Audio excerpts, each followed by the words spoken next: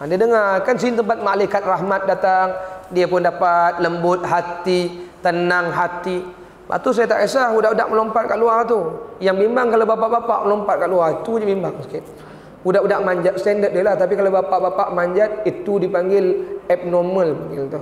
Kalau budak-budak manjat normal tu. Kira-kira budak ni baik. Kita dulu habis pokok petai habis semua.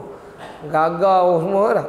Hadirin para jemaah rahmati Allah Taala sekalian. Baik, itu Nabi sayang.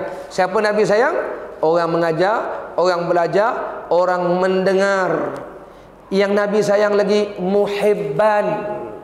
Orang yang kasihkan ulama, kasihkan orang belajar, kasihkan orang mendengar. Dia jadi orang yang kasihkan majlis ilmu. Tak sempat datang. Macam mana kasihkan majlis ilmu? Malam ni saya tak dapat datang, saya hantar biryani je lah, boleh? Tu orang kasih majlis ilmu. Sebab bila dia hantar biryani, ramai sikit datang.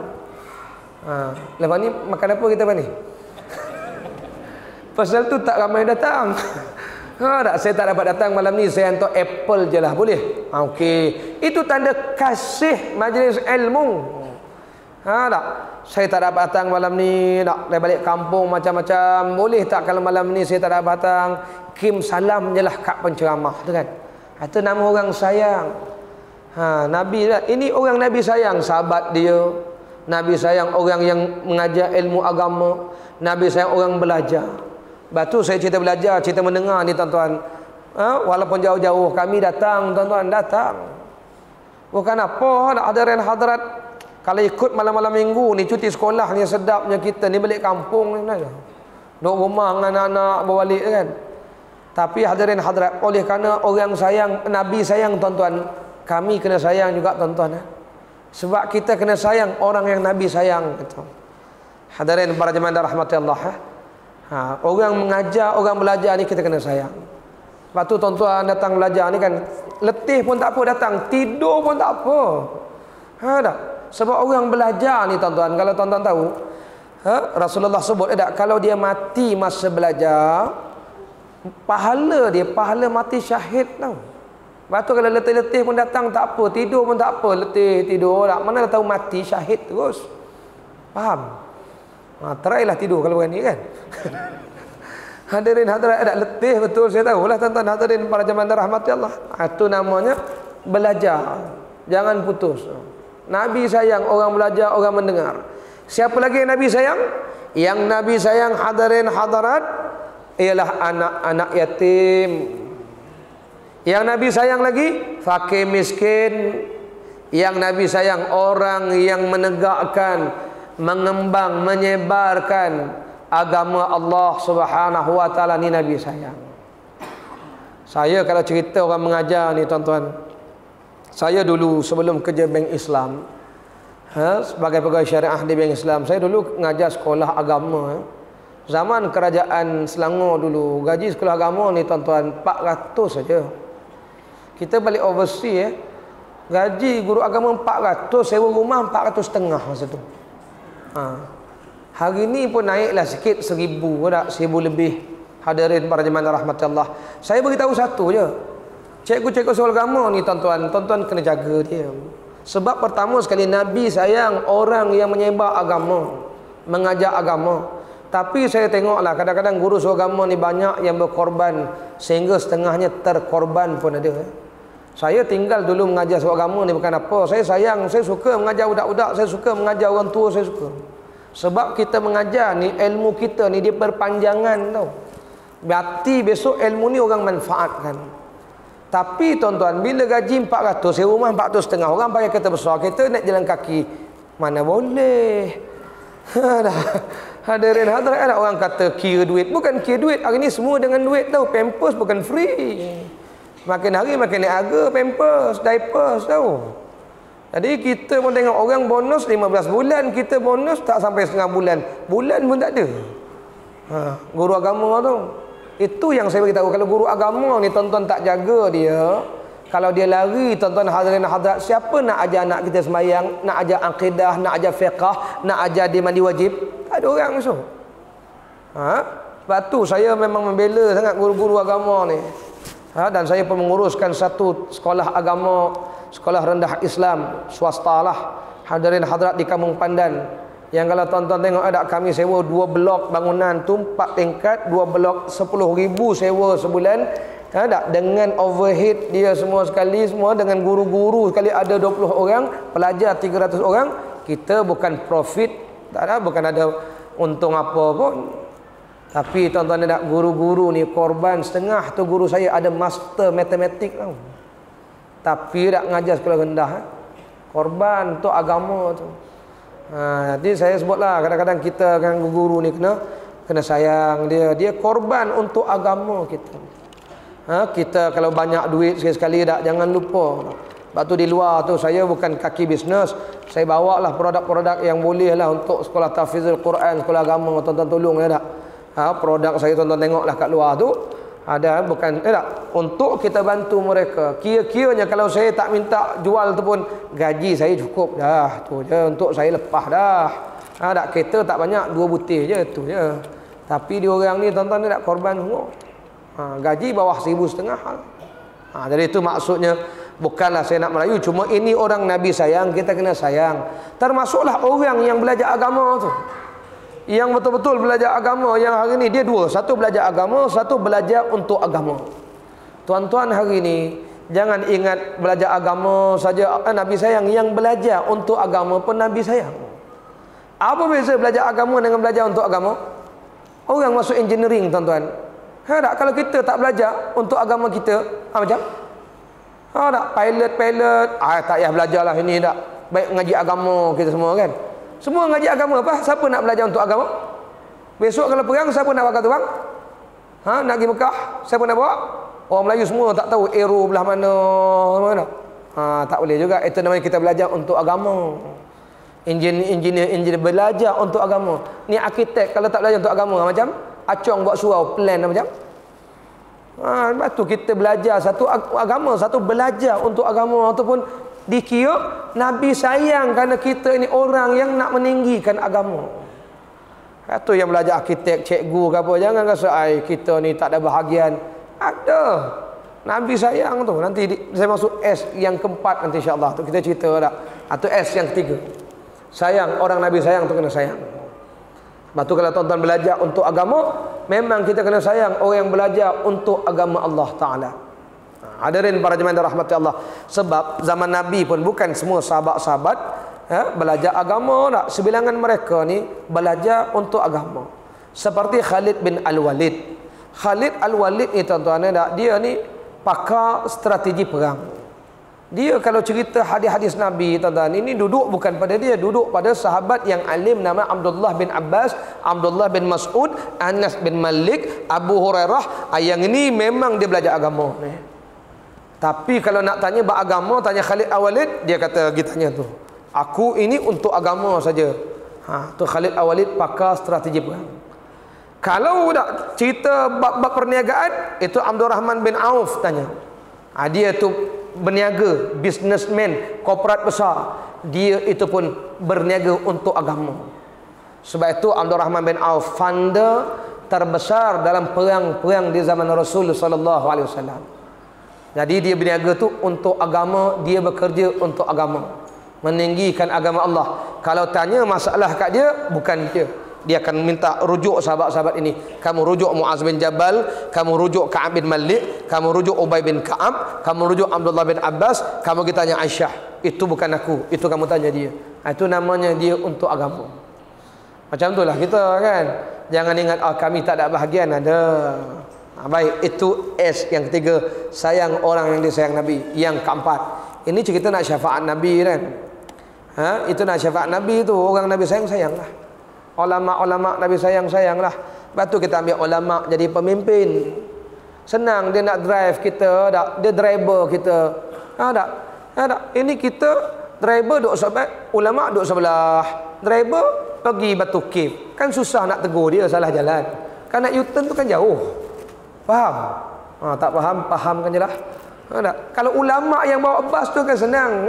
Kita nak pergi mana? KLCC direct, dia tahu jalan kan. Ini ambil orang yang tak tahu, memanglah dia tak sampai KLCC, sesat ikut highway, tak sampai ke Batu Cave pula pergi tu. Para jemaah dirahmati Allah, betul ulama-ulama itu kita kena sayang. Nabi dah sebut ini pewaris dia. Yang ketiga, yang keempat. Yang keempat, hadirin hadirat, sunnah Nabi diamalkan. Sunnah Rasulullah kita amalkan. Bila sebut sunnah, banyak. Sunnah ini ucapan Nabi, perbuatan Nabi, apa yang sahabat buat Nabi tak tegur, itu dipanggil sunnah. Kalau begitu banyak, sangat banyak sunnah Rasulullah. Nanti orang tanya, ustaz cakap sunnah, sunnah, ustaz pun tak pakai serban. Tak. Baik ustaz don lagi. Hadirin hadirat, dia begini. Sunnah Rasulullah ini kita jangan faham serban sahaja, jangan faham jubah saja. Itu dipanggil yang afdal. Sama lah tak? Ustaz cakap sunnah, ustaz datang naik kereta, lepas tu nak suruh kami datang berunta, naik kuda. Baik, dia begini. Zaman Rasulullah sallallahu alaihi wasallam, kenderaan paling hebat mengangkat barang-barang apa dia? Unta lah. Hari ini angkat barang, kenderaan paling hebat apa dia? Lori lah. Dulu kenderaan paling laju apa dia? Kuda. Sekarang kereta. Sebab itu tonton yang bawa kapcai itu tarap naik keldai sebenarnya tu. Jadi tukarlah besok Virago ke Harley Davidson. Iya tonton, itu namanya sunnah berkenderaan. Saya berceramah di kem Sungai Besi di hadapan tentera kan. Saya cakap jangan ingat tentera tak ada sunnah. Apa sunnah tentera? Dulu zaman Rasulullah pergi perang, alat paling canggih apa dia? Memanah. Hadirin hadirat, hari ini alat paling canggih apa dia? Senapang. Nabi masa perang Uhud letak penembak pemanah atas bukit Uhud. Itu dipanggil apa? Sniper. Jangan mama ingat Rasulullah tak ada sniper ke? Ingat yang memanah-manah tu cikai ke tu? Itu yang pasal kalah tu, pasal pemanah tu turun lah tu. Sniper tu. Tunggulah situ. Itu yang Khalid Al-Walid pinta saya tak? Sebab pemanah-pemanah yang tepat-tepat tu semua sudah tak ada. Itu sunnah Rasulullah. Masa zaman Nabi nak pergi perang, sahabat-sahabat disuruh bergusti tu. Nak pilih siapa yang kuat tak kuat. Itu namanya latihan fizikal, stamina kena ada. Ingat Rasulullah bawa pergi perang ni bawa semua saja-saja ke? Pilih hadirin hadirat. Sahabat-sahabat nak pergi perang, pukul canang, asah parang betul kaladam kuda. Itu namanya persiapan persenjataan dan ketenteraan, menjaga nyawa dan agama. Kalau itu duduk tentera-tentera sebagaimana zaman Rasulullah, tidakkah sunnah Nabi? Sunnah lah. Sebab itu kan Nabi buat semua tu kan, bila Nabi buat kita ikut, namanya sunnah. Saya berceramah di hospital HKL, HUKM. Hadirin hadirat, doktor-doktor jangan ingat kerja doktor tak ada sunnah. Rasulullah sakit, bila kata sunnah apa dia? Apa yang Nabi buat, apa yang sahabat buat, Nabi tak larang. Rasulullah nak wafat, diziarahi oleh Abdullah bin Mas'ud, jenguk Nabi. Abdullah Mas'ud rasa tubuh Nabi, ya Rasulullah panas badan tuan. Perbuatan Allah Mas'ud rasa tubuh Nabi, dia beritahu panas, apa namanya? Mengambil suhu badan. Hari ini kita pakai apa? Termometer. Sunnah tak? Ambil suhu badan kan? Itu sunnah dia, ambil suhu badan. Catat, tengok perkembangan suhu badan. Kalau begitu doktor boleh sunnah tak? Niat ikut sunnah-sunnah. Tak? Kata Aisyah, macam mana dia rawat Nabi? Aisyah rawat Nabi masa Nabi sakit. Ya Aisyah, kepalaku, ya Aisyah, kepalaku sakit. Di situ kata para ulama, mengadu sakit tak ada masalah. Tak? Aisyah pun balut kepala Nabi, rawat Nabi. Rasulullah sallallahu alaihi wasallam sakit, Nabi baca doa, sapu badan. Aisyah kata bila Nabi dah tak larat, saya yang bacakan qul a'udzu birabbil falaq, al-mu'awwizat, itu ayat yang bermula dengan a'udzu, saya baca, saya tiup tapak tangan, saya pun sapu tubuh Nabi. Aisyah rawat Nabi. Aisyah sebut macam mana Rasulullah wafat, basuh muka. Kalau begitu nurse, ammah jururawat, orang sakit basuh muka. Sunnah tak? Sebab Nabi buat masa sakit basuh muka. Macam hadirin hadirat, banyak kali ikut guru-guru. Sunnah tak? Rasulullah kan ada sahabat-sahabat yang mengajar. Rasulullah mengajar, Aisyah mengajar. Betul Rasulullah kahwin banyak ni, kata para ulama, antara faktornya ada masalah-masalah yang Rasulullah kadang-kadang malu nak bercakap dengan orang perempuan, biar orang perempuan bercakap sama dia. Maka orang perempuan nak tanya Rasul direct pun malu, dia tanya isteri Rasulullah. Maka itu Rasulullah berbilang isteri kerana sebahagian mereka dijadikan pendidik mengajar sahabat-sahabat. Aisyah antaranya, Ummu Salamah antaranya. Tempat rujuk isteri tempat rujuk perempuan-perempuan zaman Nabi, muslimat zaman Nabi. Jadi guru-guru ini mengajar sunnah. Kalau tak ajar budak-budak kita tak pandai baca Quran, sedangkan Nabi suruh didik anak kamu ajar Quran. Kalau begitu mengajar anak kita Quran sunnah. Kalau begitu guru-guru ajar Quran sunnah ke tidak? Sunnahlah. Mengajar matematik sunnah tak? Sunnahlah. Kalau tidak budak kita menyeleweng jadi accountant besok semua tahu. Pak nombor tak kerti, campur tak kerti, asyik salah je balancing. Tak? Macam mana nak jadi auditor tak? Itu yang NFC bankrupt pasal tu kan? Pasal campur tak betul semua tu. Hadirin hadirat. Iya, siapa kata tidak sunnah? Itu sunnah Rasul. Baik, kalau begitu balik cerita kopiah tadi. Dia begini, yang afdalnya serban. Itu pun serban putih tidak afdal. Kalau baca hadis Nabi, Rasulullah pakai serban hitam. Itu masa perang kan. Ada juga Nabi pakai serban putih. Nak sunnah lagi 14 hasta itu. Yang kita pakai ini satu depa. Cuma hari ini saya tak pakai, simpan dalam kereta. Sedepa itu pun kira okey lah. Tadi the best, ini better, yang ini kira good lah. Sunnahnya tutup kepala. Sunnah lah. Sama lah, ada afdal naik kuda. Tapi saya bawa anak ramai tadi. Kalau naik kuda tak muat. Anak tak ramai bawa, malam ni baru 5. Anak saya 8. Baru 5 bawa tu, bawa isi seorang. Bayangkan anak 5 isi seorang. Kalau naik kuda tadi, rasanya kena naik 3 kuda 4 kuda tu baru sampai. Ada hujan pula tadi, kuda macam ni kan. Kena pakai pula kanopi tu. Hadirin hadirat para jamaah rahmat Allah, tu kes sunnah lah, tu sunnah berkenderaan. Baik. Kalau itu sunnah Rasulullah, banyak sunnah. Termasuklah ibu-ibu. Saya tanya tak, orang kata macam mana nak amal sunnah Nabi? Baik, sunnah Nabi banyak. Apa Nabi buat, apa Nabi suruh, apa Nabi ajar kita. Antara mudahnya, ibu-ibu masuk, bapak-bapak sekalian, masuk masjid kaki apa? Kanan. Sunnah Nabi tak? Sunnah. Keluar masjid kaki apa? Kiri. Cuma tak payahlah nak masuk sahaja aku mengangkat, tak payah. Kita nak masuk ke kanan telah teragak dah. Ini ikut sunnah Nabi. Kita masuk kiri tu keluar balik. Keluar balik masuk kanan. Terlintas sunnah Nabi. Apa sabda Nabi? Man ahya sunnati faqad ahabbani. Wa man ahabbani kana ma'i fil jannah.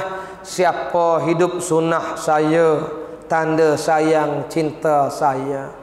Siapa tak sayang cinta saya, dengan saya di syurga. Sikit je tuan-tuan, bukan banyak pun nak amal sunnah Nabi. Sikit-sikit. Tutup kepala. Kalau begitu tuan-tuan pakai baju Melayu ni, sunnah ke tak? Ibu-ibu pakai telekung zaman Nabi lalu telekung.